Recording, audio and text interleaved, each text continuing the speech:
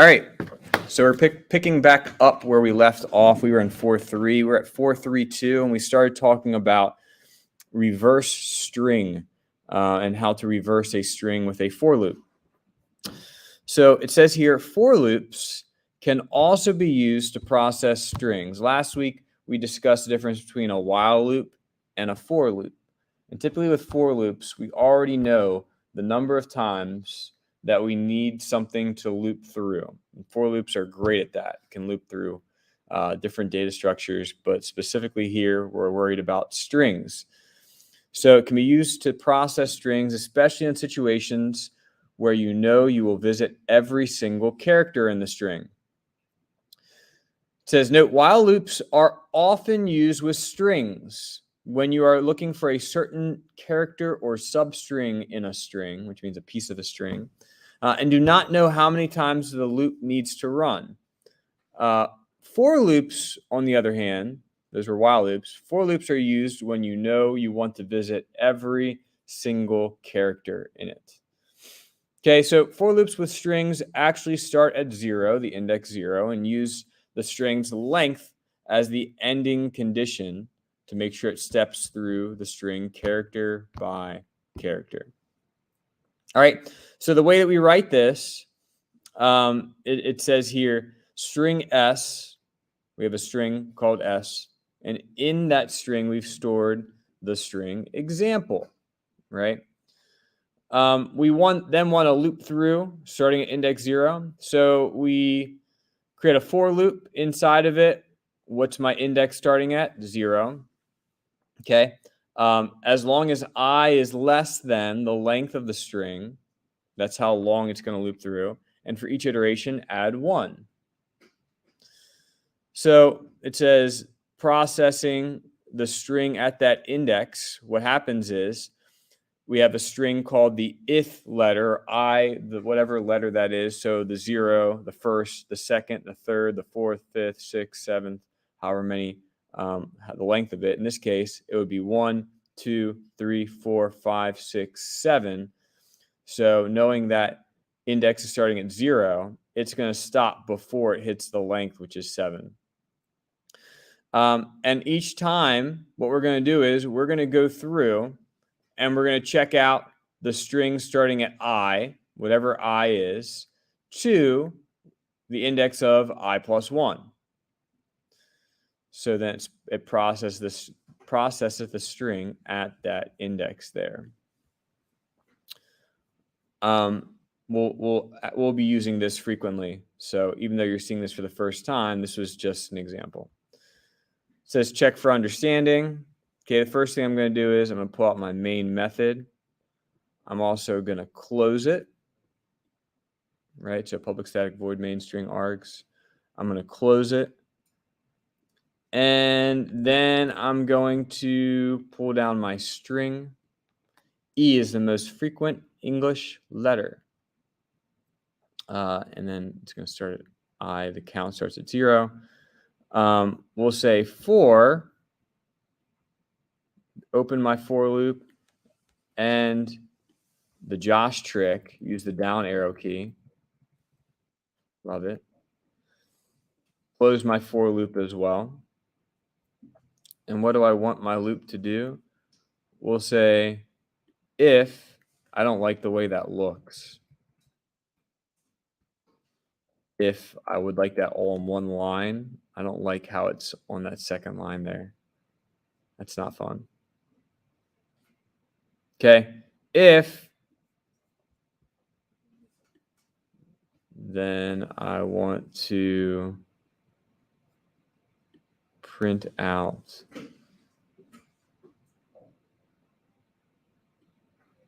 system.count, or that's at the very end.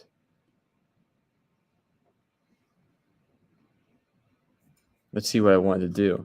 The following main method has the correct code to count the number of E's in a string, but the code is mixed up. Drag the blocks in the left area to correct into the correct order in the right area. All right, so let's read through this because I haven't even read this yet. It says E is the most frequent English letter. And so I have this number. Count is starting at 0. So I'll go ahead and move this down too. Count starting at 0. For my for loop starts, we initialize I at 0. As long as I is less than the length of how many characters are in this message, then we're going to move on to the next one each time. If there is, it says if message substring, right? If it's E equals ignore case. We never actually talked about equals ignore case, but that's pretty self-explanatory.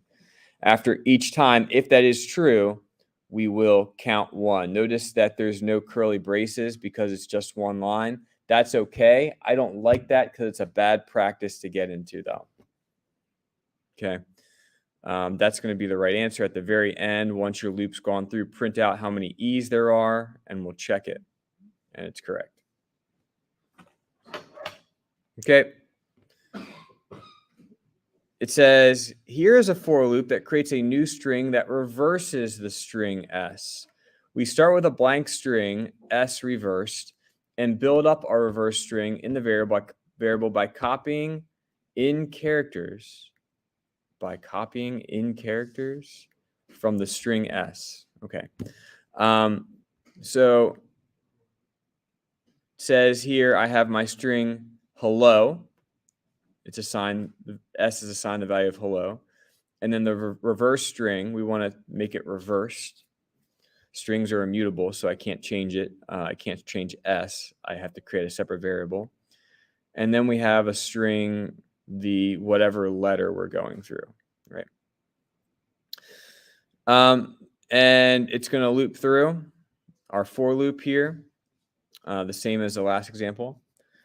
And what we'll do is we're going to take whatever letter that we're working with, right? Whatever I is, it's going to be the substring of whatever I plus the next character, right? So it would be 0 to 1. It would only take the first character, which is the 0 index.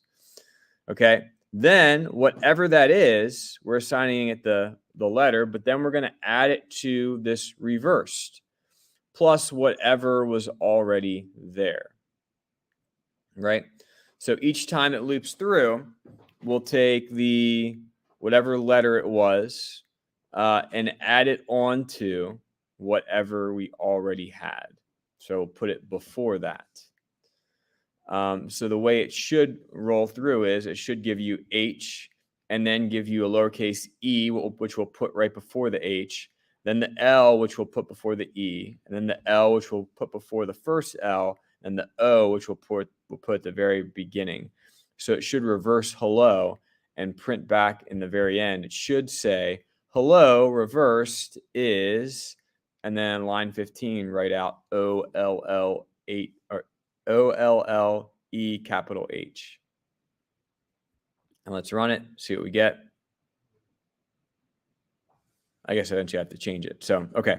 What would happen if you started the loop at 1 instead? Okay, so let's try. If we started the loop at 1, it would cut off the capital H. That's my guess. Yeah. Hello reversed is Oli or ol. So by starting at index 1, we completely ignored the H, which wasn't what we were trying to do. It says, what would happen if you use less than or equal to? What would happen? Let's try it. Get an error. Get an out of bounds error. It's basically saying the range is 5, and we stepped outside of that and went to 6. Out of bounds for length 5. HELLO, that's 5 characters. Okay, so we need to replace that back to the less than symbol. What would happen if you changed the order in which you added the if letter in line 20 and line 12? well, I guess it'd be line 13. If I were to change the order, then it wouldn't be reversed. Okay.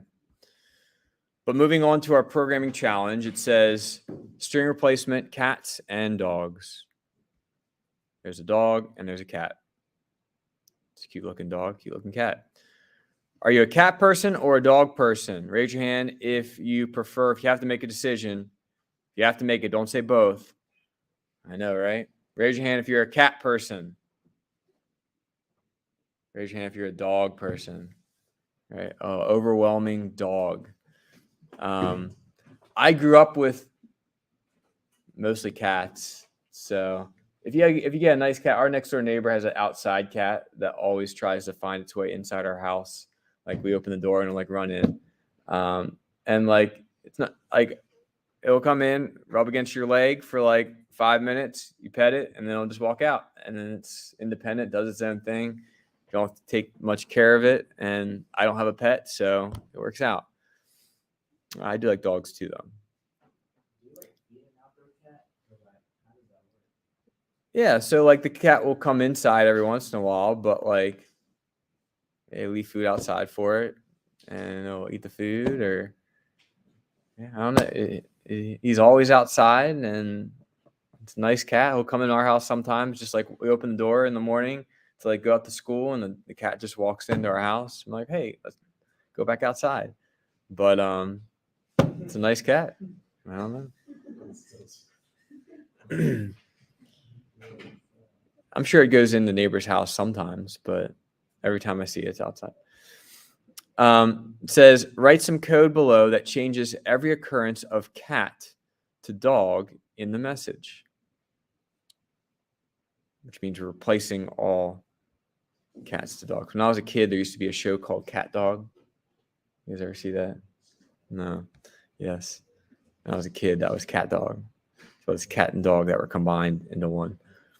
This code will be more like the first program in the lessons where we replaced ones with i's. Got it. All right. So we want to change cat to dog. Okay. Write a loop here that replaces every occurrence of cat in the message with dog using index of and substring. All right. Well, we kind of did that above here, right? We wrote it with a while loop where we took whatever the index of it was of the message.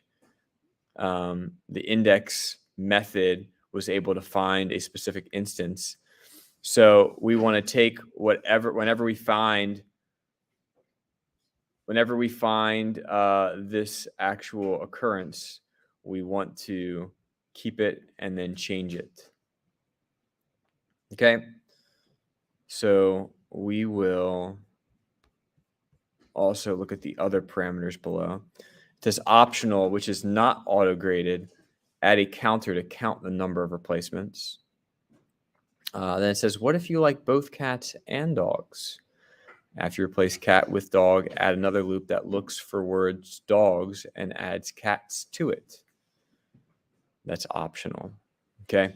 We'll do the part that's mandatory. It says, write some code below that changes every occurrence of cat to dog in the messages. So it says, I love cats. I have a cat named Coco. My cat's very smart. Write a loop here that replaces every occurrence of cat in the message with dog. Okay. So first, I'm going to write my loop for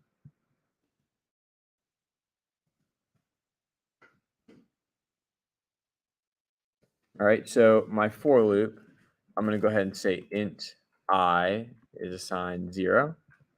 My semicolon is important. And then the second thing, if you look back, right, you're writing a for loop. Whenever you write a for loop, the second thing is how long do we go? So we want to go to the very end. So whatever the string is, so it's I is going to be less than whatever the message is dot. Okay. And then each time we want to move on to the next letter. So I plus plus. Okay, so we want to loop through every single time we see cat, we want to switch it with dog. So if you look back, right, let's look back at our previous example. We said that every single time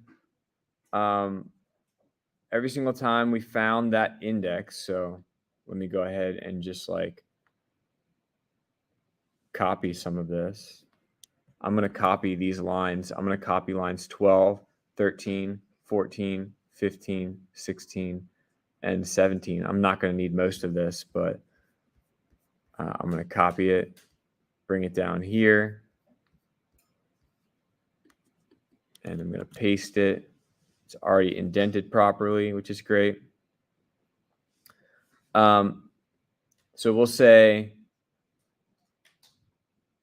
the index of whenever we find not one, but whenever we find cat. So message index of cat. Instead of printing out found one at the index, we're not going to do that. So I'm going to delete that code. But we're going to take the message that we have, and we're going to find wherever we're at. I guess I don't need this right here, but we will use substring.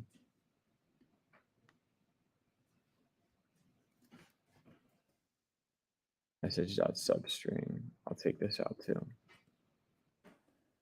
Now, if you remember, the substring method will start counting at whatever index you were at, right? So we'll say the substring of the index, message.substring of the index. What do we want to do with this? I'm asking you guys, how do we want to do this if we're using the substring? Realize substring takes two arguments. It takes where it's starting and also where it's ending. If it only takes one argument, then it will start at wherever index it's at and go to the very end. Well, we want to replace that with dog, right? So the new message would be up until that point, we want to take everything, since the message is immutable, since I cannot change this message, right? So we want to start off I love. So moving for each character as it goes through, you would have to see like, hey, if as we go through this, each letter, right? If we are not finding, like, for example, if it's not cat, then we want to just copy it, right? So each instance of cat, we want to make sure that we are recognizing, but taking everything previous to that and moving on. Looking back to our previous example, if you go up here, right, just to review, because I know we've had a day break in between. If we walk through this program above here, we had a find and replace program. We had a main method. Now inside the main method, we had a string called message, and it said live or have a long and happy life, but the ones were replacing the L and the I in that case. Okay. So while there were still more ones in the message, right? So while it was still looping through, we were just finding them and replacing them, but we didn't actually have like the message in the end. Well, let's go ahead and run what we had, right? This is what our final product was.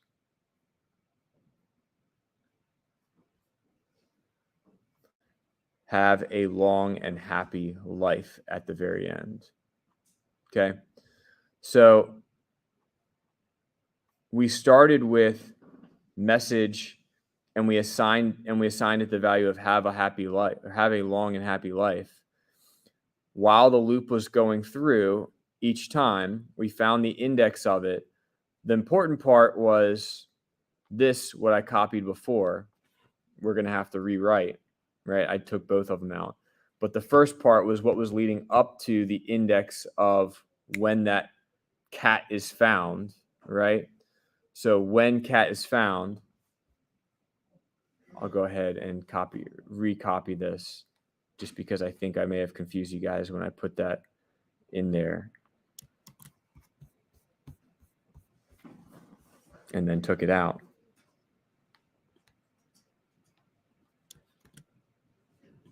Okay. At the very end, we print out the new message. So what we would do is we lead up to that and we replace it with a certain character. So what should we do here? I'm asking you guys. How should we write this code? We should write it similarly. Right. I have it here. What should I change? Just L to cat. Well, okay, if I'm replacing the 1 with an L, what I'm doing is I'm replacing the cat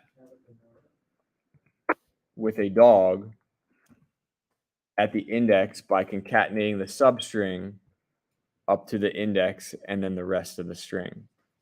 Okay, so the first part, we'll use first part, message substring 0 to the index, and the last part would be the message.substring index adding 1. So what would I do right here where it says message is assigned first part plus,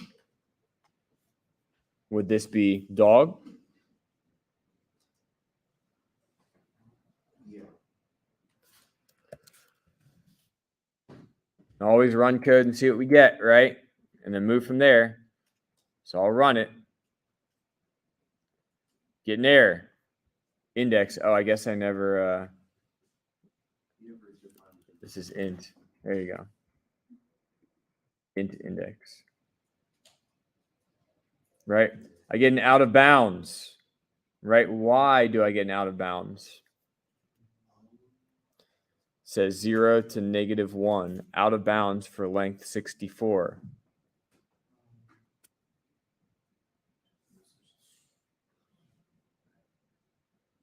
Now that we're in second quarter, I'm asking you guys questions.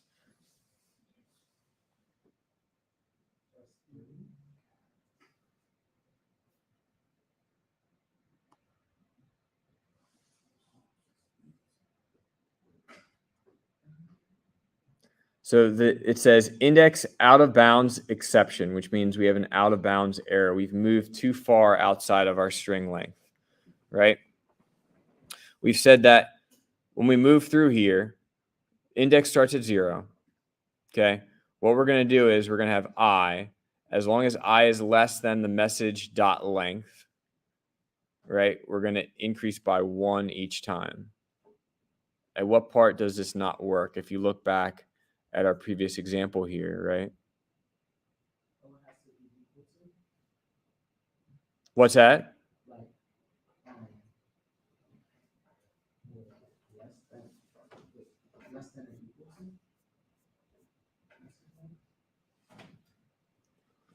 Well, it's saying here that we have 0 to -1 out of bounds for the length 64. There are 64 characters in here. It's citing that -1 is what's being, meaning, do you guys remember what happens when you get a -1?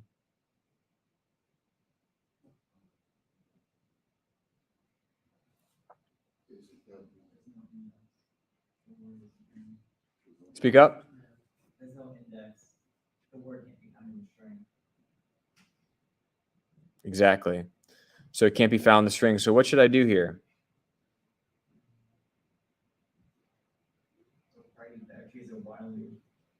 Would probably be better to use a while loop, right? And it's very similar structure from before, right? So we can use a while loop. Oh, it says right here, it tells us to write a while loop. This happens. See, happens when I don't read directions. Look at that.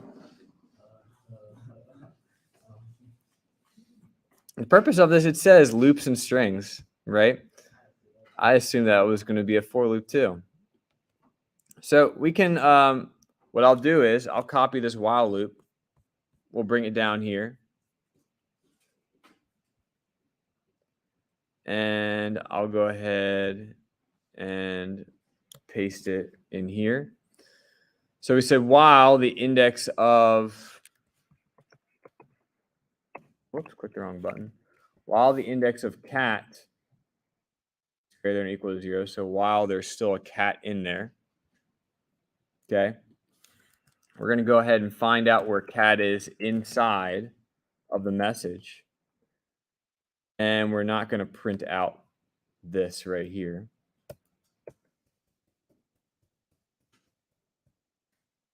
Okay. Then instead of L, right, it's going to say dog.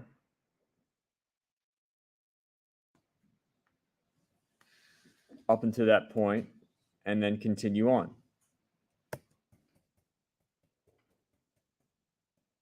Now let's run this and see where we're at.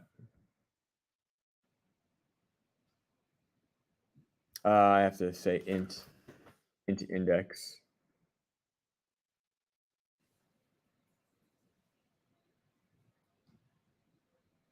Okay, we'll check this out. It says, I love dogettes. I have a dogette named Coco. My dogette's very smart. Right? Is that right?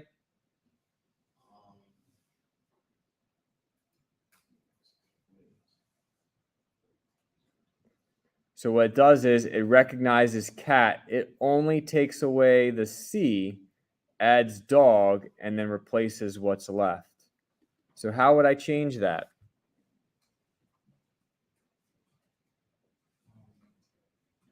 Zero to the index.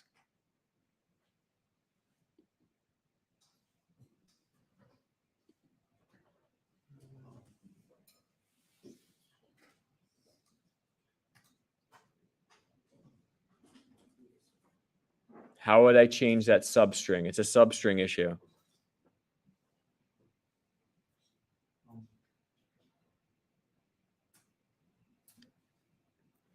Anyone? What's that? Index plus 3. Exactly.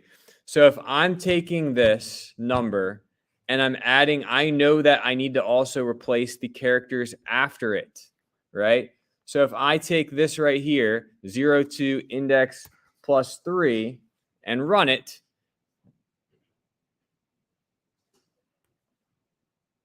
any minute now.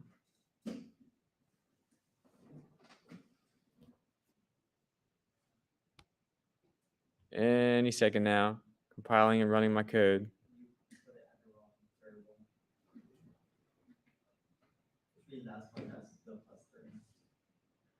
Oh, right below. Sorry. Index plus 1, index plus 3. Was not thinking there. Jonathan, thank you. But that still doesn't give me the reason why this isn't running.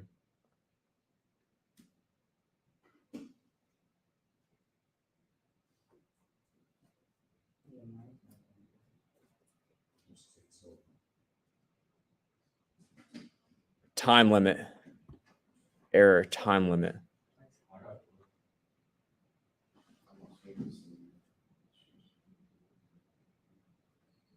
Hit the time limit, guys. Can't complete it. Here we go.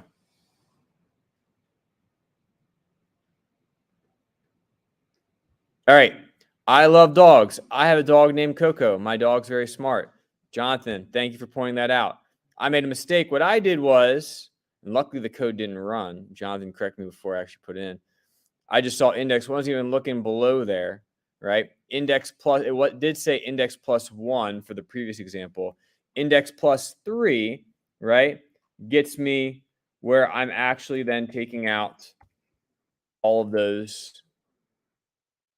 If I were to say index plus 2, notice it would say, I love dogs, right? It still has the T from cats in there. right? So you could you can go by trial and error, or you could realize cat has 3 characters in it. So what I want to do is I want to take out not only the C, but also the A and the T, right? So if we had index plus 1, if we take index plus 3, that gets out all of the characters in cat. So mistakes that I made. I put a for loop here, right? I thought this was like the title of it was for loops, and I was wondering why it wanted me to put a for loop here, but didn't even read it where it says write a while loop, right? I was wondering why it was making me do that, and ended up just figuring it out. So with the while loop, we were able to see the message was, I love cats. I have a cat named Coco. My cat's very smart. I found the index of where cat was inside of the message. As long as there is another cat inside of it, right? I'll keep on searching for the word cat. As long as there is, find the index of where cat's located, create a first part of the substring or first part of your string, and then the second part by leading up from 0 to the index of that. And the last part being from these two combined, take the two of them, put them together, and continue to loop through. All right, at the very end, we print out our message.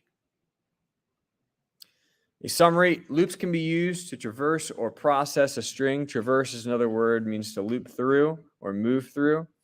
There are standard algorithms that utilize string traversals to find if one or more substrings has a particular property, determine the number of substrings, or also to create a new string with a character reversed. All right, that is 4.3 completed. Well done. And I'll be moving on. Right, we're going to be going through a lot of loops here coming up. So we still have some more lessons on loops we're going to go through. The more that we work with while and for loops, the better we will get. Okay, moving on to 4.4, a nested for loop. A nested loop is a loop inside of another loop, right? We talked about nested conditional statements, which are, the if inside of an if. The same with for loops. Okay, you can start to see the power of loops when you start to use, well, you see it immediately, but then also when you start to use nested loops. It says in 4.4 here, a nested loop has one loop inside of another. These are typically used for working with 2 dimensions, such as printing stars in rows and columns as shown below. When a loop is nested inside of another loop, the inner loop runs many times inside the outer loop. In the iteration of the outer loop, the inner loop will be restarted. Okay, what does all this mean? Okay, so if you look at this, if I have a loop, right? Let's say I want to create, I wonder if there's a picture of it. Yeah, here's a picture of it. I'll run it and you'll see it. You'll see it in action, right? So in this example right here, I wanted to create 3 rows of asterisks and type out 1, 2, 3, 4, 5, 1, 2, 3, 4, 5, 1, 2, 3, 4, 5. But rather than typing that, I wrote a loop that did it for me, right? And this is a small example of how powerful loops are. But we're able to do that by saying, hey, look, for each row that we go through, as long as we wanted 3 rows and we wanted 5 columns, for each, print an asterisk. So for the first row, right, what we did was we wrote out all the columns in row 1. So it printed out 1, 2, 3, 4, 5. It ran through 5 times. Then it went back to the top for loop again, increased that by 1, and then moved to another row and printed those out. Then it went back to another row and printed out 5 asterisks. So if you look at this, right, we have the structure of it is if we wanted to print out 3 rows and 5 columns, rows move left to right, columns move up and down. Okay. if we want to do that, we'd start saying, hey, we're going to start with row 1. We're going to move to row 3. Each time we'll add 1. And we're going to put out an asterisk each time. Once we have finished writing, notice it says system.out.print. It doesn't say print line. It prints that asterisk, and then we'll print it again for a second time, for a third time, a fourth time, a fifth time, and then it will break out of that loop because it's no longer, it's 6, and 6 is not less than or equal to 5. It will go to system.out.print line, which then moves it to the next line. We go back up here to the original loop. We've added 1 to it, so now we're on row 2, and it prints out all of row 2. Okay, so a loop inside of a loop. I remember when I first started learning nested loops, it took a while for me to wrap my head around everything. It says, can you change the code to print a rectangle with 10 rows and 8 columns of stars? Right, so I'll say it's less than or equal to 10, and the columns, there'll be 8. You can also try replacing the 10 with this print statement to see the rows and columns. Let's run it.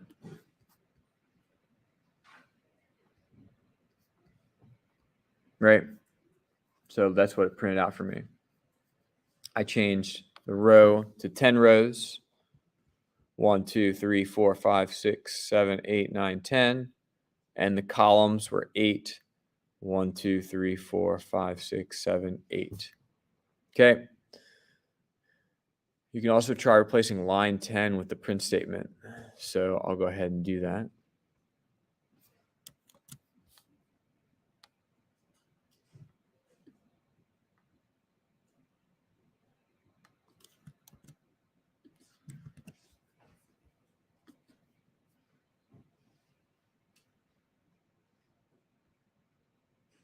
Okay.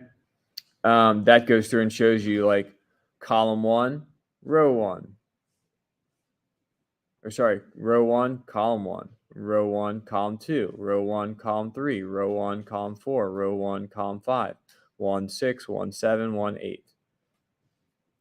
The reason why 10 on the end is bigger is because it's 2 digits there. Right? It says, what does the following code print out? Let's walk through this. So if I have I is assigned a value of 1, and as long as it is less than 7, so since it's not including 7, there would be 6 rows. And in this example right here, it's including 5, so there should be 5 columns or 5 stars per. So 6 and 5, we scroll down here, a rectangle of 6 rows with 5 stars per row. So 6 rows, 5 columns. That's what I get. What does the following code print? Okay, so I have I is assigned the value of 0. As long as I is less than 5, which means it will go through 5 times because it starts at 0. We're going to go ahead and say, as long as we have an integer j and assigned 3, as long as 3 is greater than or equal to 1, it should move through each time we're subtracting 1. So it should move 3 times 3, 2, and 1. That should give you 5 by 3, right? There should be 5 rows and only 3 in each. So a rectangle of 5 rows and 3 stars per row. 5 rows, 3 columns. Check. Well done. Okay, let's reset this. I finally have them next to each other. These are the best ones rather than above and below. Have public class test1, new class, main method, going to open and close that. I then have my outer for loop. Right, this is what's on the outside. Then I'm going to have an inner for loop. And it wants me, it's asking me to pick one of these. It says, I should probably read the directions, right? The main method in the following class should print 10 rows with 5 stars in each row. Okay. 10 rows with 5 stars in each row. So we want to include 5, but not more than 5. This one would be 6, right? So we don't want that. We want this loop. Okay. Then to print out the stars, to close it. And then after we've closed it, we're going to print a new line out. Okay, so I have my class, my main method, my outer loop, which will give me 10 rows, my inner loop, which will give me 5 columns, and this asterisk will print. Once we've gone through the entire column, we hit a print line, which returns it to the beginning of the next row and moves from there. Let's test it, see if we made any mistakes. Nope, everything looks good. That's what it should look like. Okay. Turtles. Love it. Nested loops with turtles. A turtle below is trying to draw a square many times to create a snowflake pattern. Can you change the outer loop so the pattern completes all the way around? Try different ending values for the counter I to find the smallest number that works between 5 and 15. Okay, so let's do one step at a time. Let's just look at this code. It says turtle draw. Let's just run it and see what we get with it. So we have full context.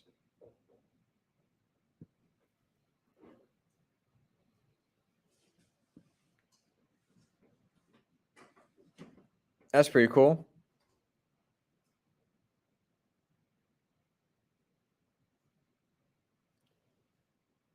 But he doesn't finish, right? Looks like he's done a little over halfway. He's drawn 1, 2, 3. Gosh, 1, 2, 3, 4, 5. Is that right? 5 of them. So it looks like he needs 3 more, right? We agree? To make a full 8. If he was able to get halfway in 4, it seems like he needs 3 more, right? So maybe since we already know how it draws a square, maybe we add, I don't know, we make that 8. See what he draws.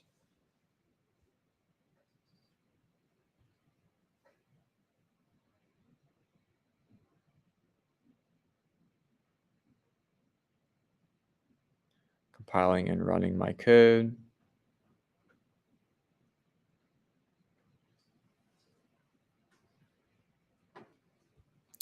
Taking forever.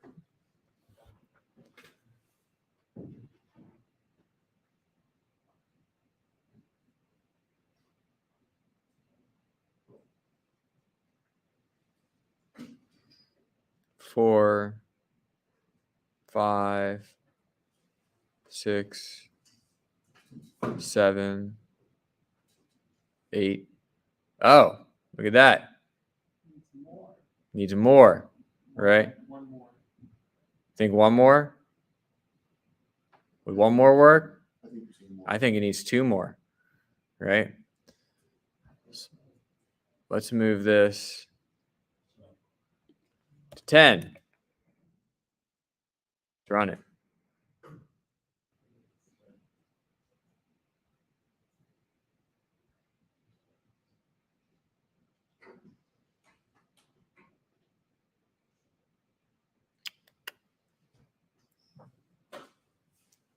There's my turtle.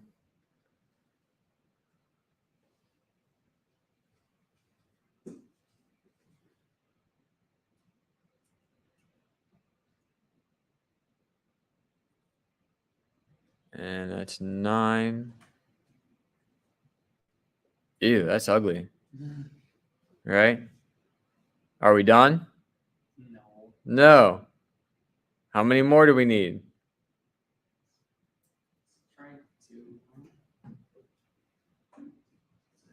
How many more do we need? Two more?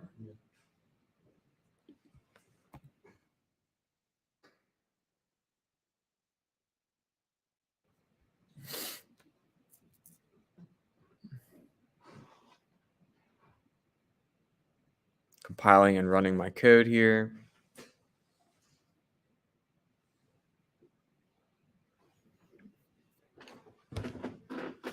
I could speed it up. 2, 3, 4, 5.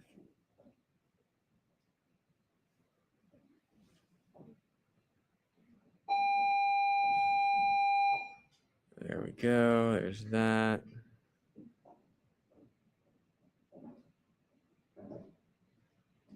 How's that look? That's not perfect. Looks kind of ugly there, right? Start off looking so nice, right? Try entering different values for counter I to find the smallest number that works between 5 and 15. Would we say the smallest number that worked was 12? Yeah. You keep drawing it. To make the drawing faster, you can call the whirl or turtle object set speed method with a 0 to 100 delay value, where 0 is the fastest. Ooh, I like that. Set speed method. So I'll say Yertle dot set speed. Put it at 0. See how fast it goes.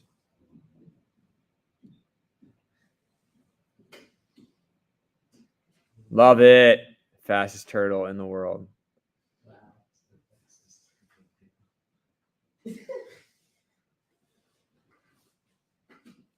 Sweet, right?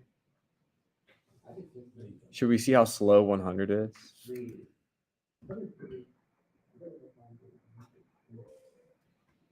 Why would anyone put it at 100?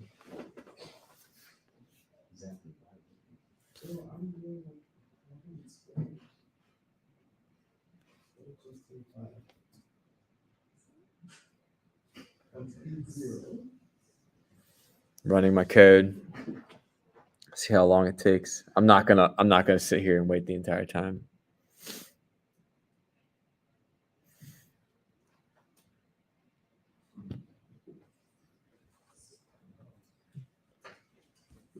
What's up, guys? I actually got people looks like in the chat right here on the live stream. That is a very tired turtle. That is a very slow turtle. And yeah, we're not gonna do that. We'll start it back at 0 again. Move through. I think if I remember correctly, I think that's Seamus. I haven't seen Seamus in forever. Anyway, it says programming challenge, turtle snowflakes. All right. 442 programming challenge, turtle snowflakes. In the last exercise, you used nested for loops to have the turtle draw a square repeatedly to make a snowflake. Okay. We did that. Use the active code window below to have Yertle draw the following shapes using nested loops. We encourage you to work on pairs, whatever. Complete the code in the active code window below to draw a snowflake of triangles. Remember that triangles have 3 sides, and you will need to turn 120 degrees, external angle, 3 times to draw the triangle. Okay, so the shape would be the inner loop. The inner loop before was a square. Well, look how there's a fast turtle. Look at that. If you owned a turtle and you went home and your turtle was moving that fast, there's a problem, right? I have, check this out, my inner loop, that drew the square, right? And then this was how many squares I drew. So if I have it wants me to draw triangles. It says write a loop, write a for loop that runs for many times, change it to use turn amount to figure out how many times to run. Oh, that's interesting. That must be a different one. It's probably right there. Yep.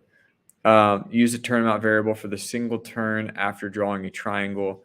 How many times did you need to run the outer loop to go all the way around? All right, so it's asking us to do some trial and error, which we love, right? So we're going to write a for loop. I'll say for, and then I'm going to open and close my loop for int I sign 0. What did we do in the last one? We put turn amount. So as long as I is less than turn amount, we'll add 1 to it each time. Looks right. And then we want to draw triangles, right? So we want to create another for loop. And we'll say int I is assigned 0, that as long as I is less than 3, add 1 to it because I want to draw triangle. I'm going to open it and close it like that. And then I'll add, I almost said system out of that print line. Up here, we moved Yertle how far? We moved him, we just said Yertle forward. So like the default distance, like 100. Yeah. So we'll just see what it looks like. That's the default 100, so I'll leave that. And then we'll say Yertle dot turn. What was the method? It was just turn. Turn, instead of 90, it would be 120 degrees, right? Because a triangle. 120 times 3 is 360. And we can move from here. Let's see. Let's see what we got just by doing this. Let's see what this looks like. There are errors for int I. Oh, sorry. Int I. I'll say int j. My bad. One of the biggest things that I just missed, right, was there was a variable name on the outside, but then also a variable name on the inside that was different, right? That was my mistake in not doing that. So you can say int I, int j, which is the easy, cheap way out, right? Or you could say sides, right? You could say sides. You could say whatever you name your variable. I'm just using j, right? Because I'm lazy, and that's what I'm going to do. It's probably frowned upon, but we'll do it.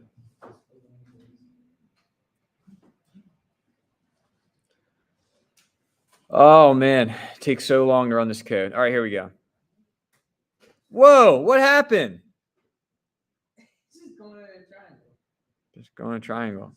It's looking kind of cool. It is looking kind of cool, right? I wonder if he'll eventually fill the triangle. Oh, looks like it's going, I don't know. It's like he's going outward. Yeah. It could be a cool what's it called? Shirt symbol. Yeah, it looks pretty good, right? I failed a bunch of stuff, but it looks like actually looks like my company's logo. You turn it on the side there, right? That looks pretty good. All right, that's the Beta North logo right there. Man.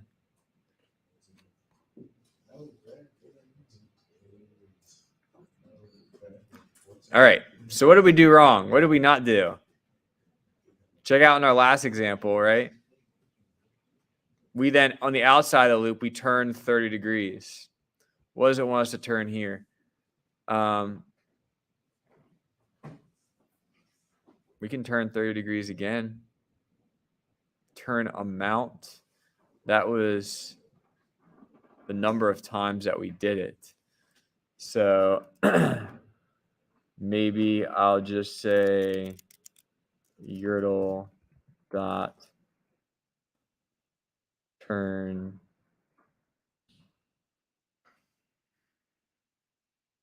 I'll say 30 degrees as well. All right, now let's see what it looks like.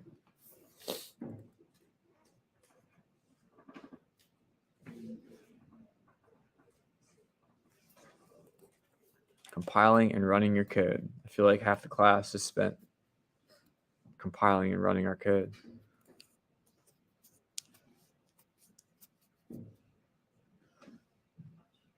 There we go.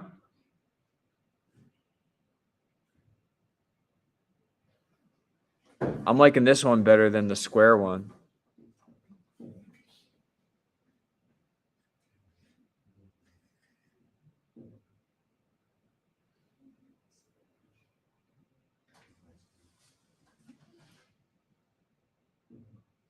What do you think, Corbin? Look good?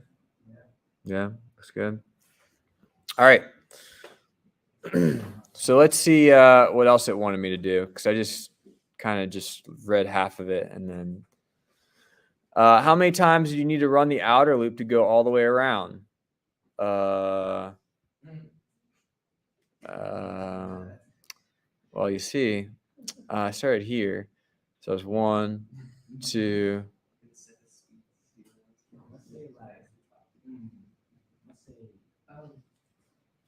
Let's see. Hopefully it doesn't take forever to.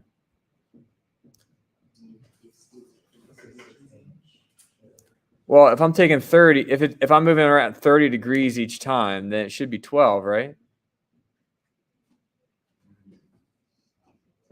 Is that math? Does that math? There's actually math up there. 30 times 12 is what, 360? Right? Is that right? Yeah, that's right.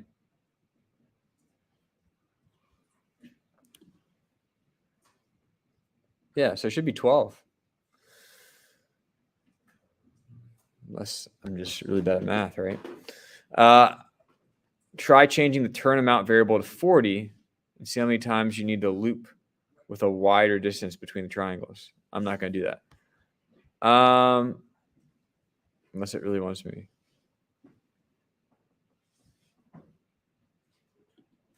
Move to 40, whatever. All right, next part, it says, in the exercise above, you figured out how many times to run the outer loop to finish the snowflake. You may have noticed the number of times a loop needed to run is related to the angle you turn, right? So since we turned it 30 degrees up here, and I turned it 30 degrees below, it gave me the same number. Have you noticed, blah, blah, blah, these turns have to add up 360 degrees to go all the way around. Okay. Change the outer loop so that it runs number of times needed. Change the outer loop so that it runs the number of times needed by using a formula. Oh no, now we gotta come up with a formula. Change the outer loop so that it runs the number of times needed by using a formula with the turn amount variable and 360.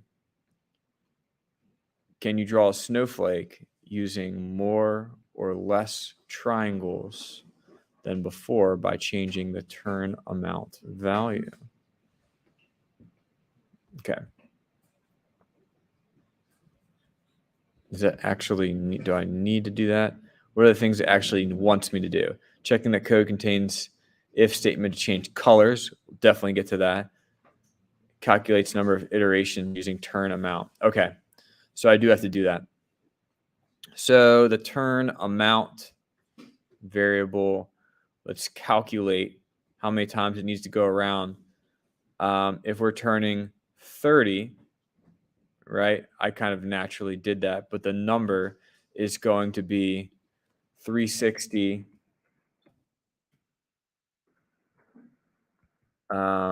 divided by whatever the degrees is down here. So I can say like int, I'll say this like turn degrees, and I'll add that, I'll say 30. So then I'll say turn degrees, and then 360 divided by turn degrees. That will give me the proper number. Yes? Yeah. Right, let's try it.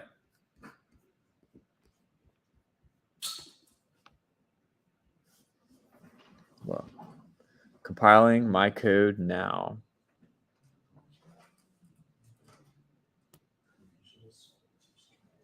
Compiling and running your code now. I need music playing or something whenever we're doing this. It's taking way too long. Yeah, I gotta change colors eventually. I'm still waiting on that.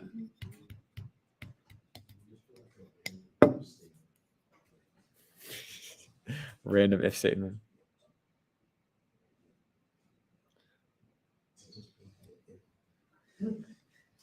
Says checking that the code contains calculates number of iterations using turn amount. Didn't I do that?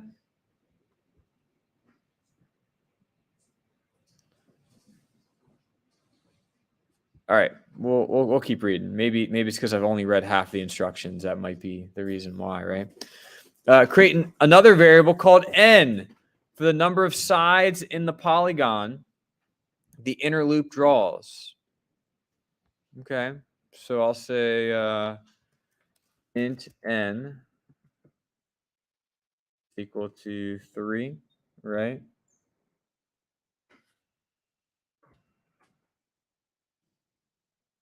So I created, let's just say I want to keep triangles, right? I want to keep triangles, n for the number, and as long as the number of sides is less than,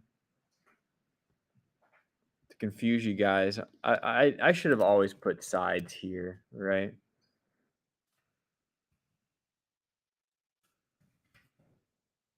I could have just put j. You can keep j if you want, right? But if you're like j is less than n, what is that? I'll go ahead and write it like this. But what this has done is I'm able to change outside of the loop. I can change the variable number, and I could make 3 would be a triangle, 4 would be a square, 5 would be a pentagon, 6 would be a hexagon, 7 would be a septagon, 8 octagon, 9 nonagon, 10 decagon, 11 onceagon. That sounds about right. 11agon, elagon. Let's see what 11-sided shape. Hendecacon. Hendecacon. All right, last one. 12. 10 is a dodecagon. There you go. I wonder if 13 is a tridecagon. It is. Man, context clues. All right, let's run it. Let's see if this takes away one of my sides.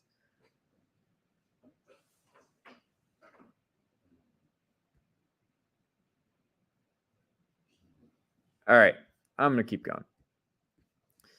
It says, let's add some more color. Add if-else statements that change the color of the pen before the inner loop,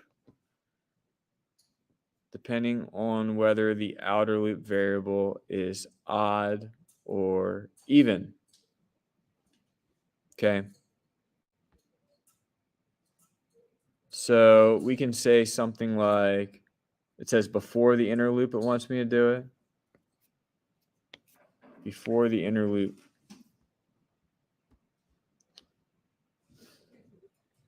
So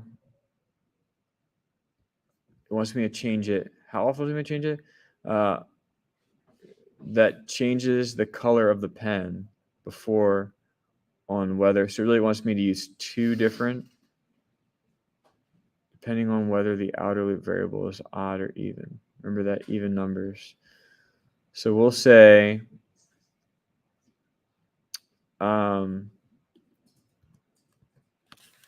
if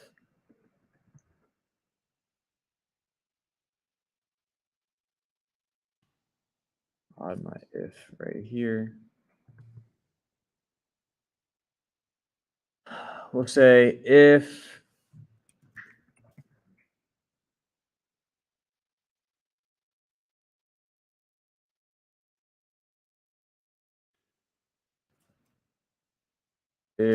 turn amount, is that what it's asking? Okay.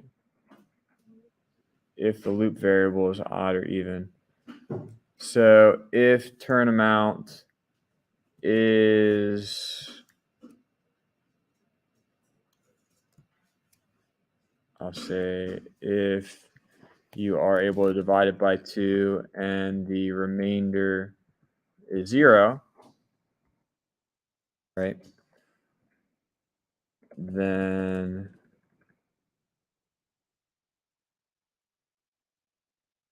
was it util dot set color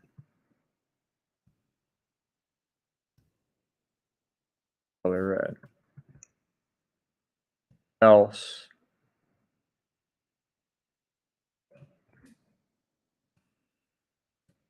util dot set color dot blue.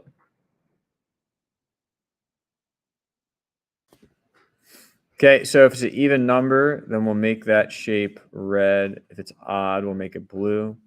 Let's see if I did anything wrong. Error, semicolon, duh.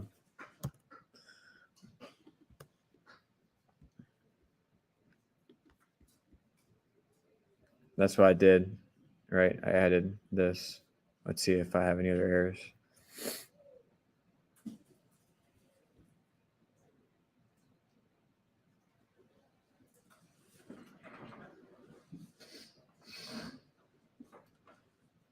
That didn't do what I wanted to do. Maybe we'll do I dot if turn amount is, all right, let me think here. Turn amount is there. Maybe I'll change it to just sides. Is that what I did wrong? A server error occurred. I broke it.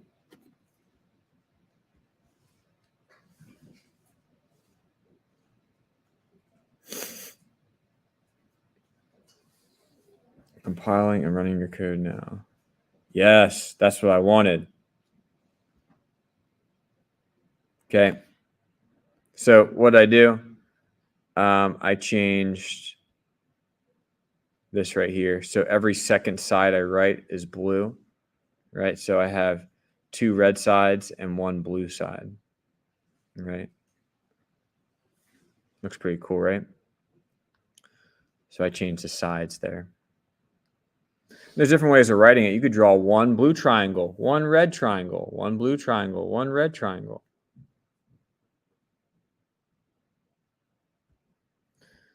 All right, the one thing it says I haven't done, it says checking code that contains calculates number of iterations using turn amount. Let me go back to that part and see what it wanted me to do. You figured out how many times to run the outer loop to finish the snowflake. These turns have added up to 360 degrees. Change the outer loop. Change the outer loop so that it runs the number of times needed by taking the variable and 360. Okay. So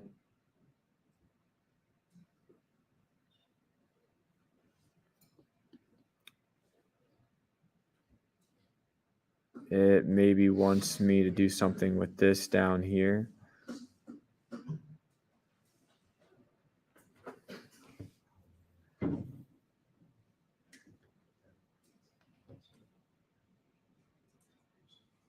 Anyone have a suggestion?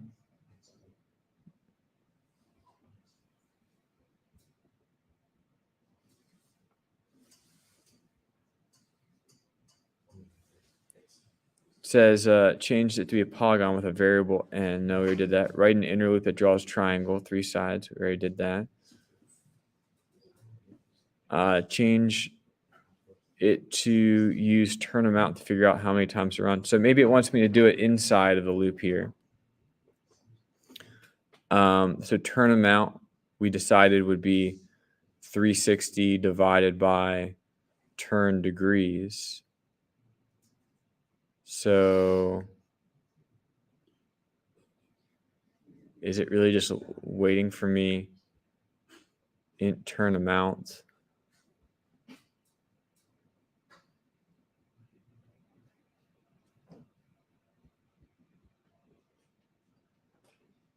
I mean, I have done that technically. I'm not sure what it wants. Was anyone able to get this one to pass? John, what did you do? So basically in the loop, I had I is less than 360 divided by turn amount. My turn amount is 30, which would be your turn degrees. So say it one more time. So change that turn amount inside the loop, yeah, to 360 divided by turn degrees. So take that right there. It doesn't want the turn amount variable though. No, it doesn't. That's why See, because the reason why I didn't do that before, because I was like, well, it wants me to put turn amount in there. Change it to use turn amount to figure out. So the original turn amount is 30, which is what your turn degrees is now. So I think it wanted turn amount divided. It probably just doesn't want it to say turn amount in there. It's like I could put anything in there and it would be happy. All right. I'll run it.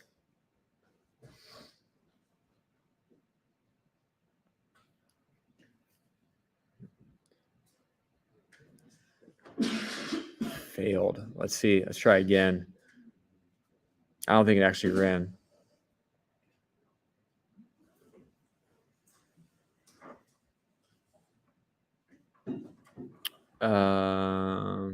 Come on. All right, compiling and running your code now. And it does it again. All right, let's see. Is it saying you maxed out at 10 attempts? Is it like doing that on me? Compiling and running your code now. Only it never actually does it. Maybe I'll refresh the page. That might be helpful. All right. Let's go ahead and refresh it and run it one last time. Compiling and running your code.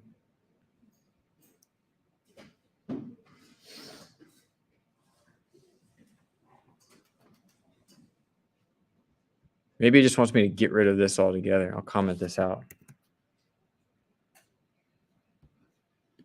Like, I don't want you to have any sort of turn degrees in there whatsoever. Illegal tag. Oh my gosh, this is not Python.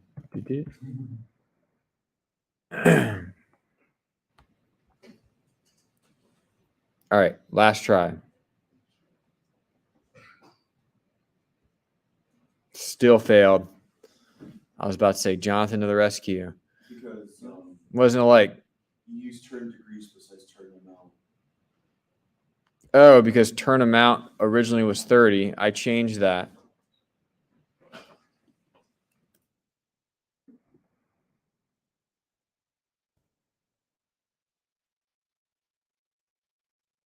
So you want me like this? Pretty much, yeah.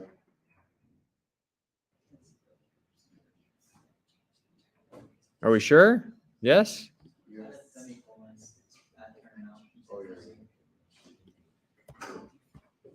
yeah. All right.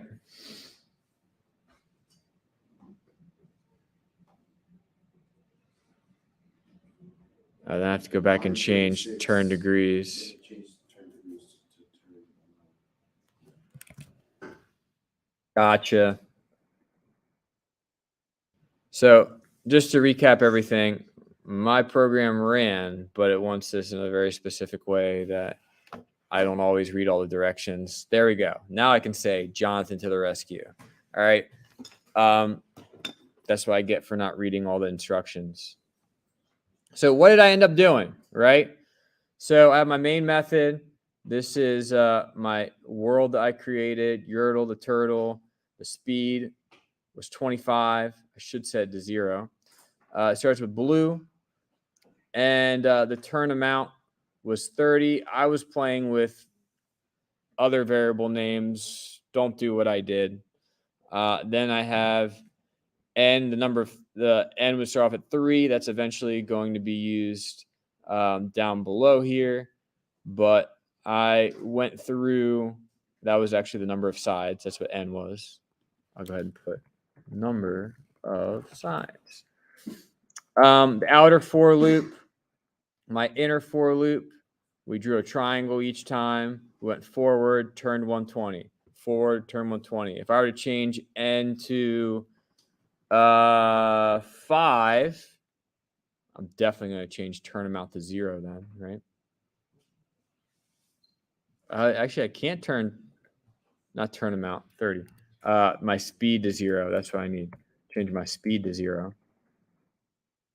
If I were to go through and run this right here, this would give me, since n is 5, it should be creating pentagons instead of triangles now.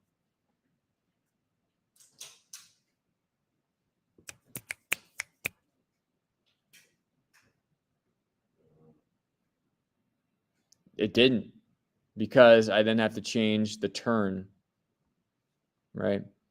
So I'd have to change that as well. Made that mistake.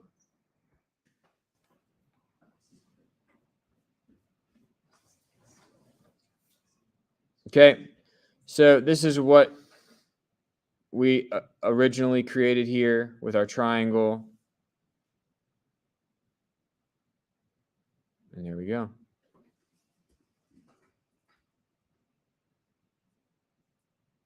There's our main method. We have 2 loops. We have a conditional if else inside of it to change the color. We move forward, we turn 120, and we move from there. I need to get better at reading the directions. I need to go back to English class. Nested iteration statements are iteration statements that appear in the body of another iteration statement. When a loop is nested inside another loop, the inner loop must complete all of its iterations before the outer loop can continue. Completed, well done. We'll stop there. How many minutes of class we have left? 3? 3 minutes? Yeah, good to go. Anyway, that is 4.4 nested for loops.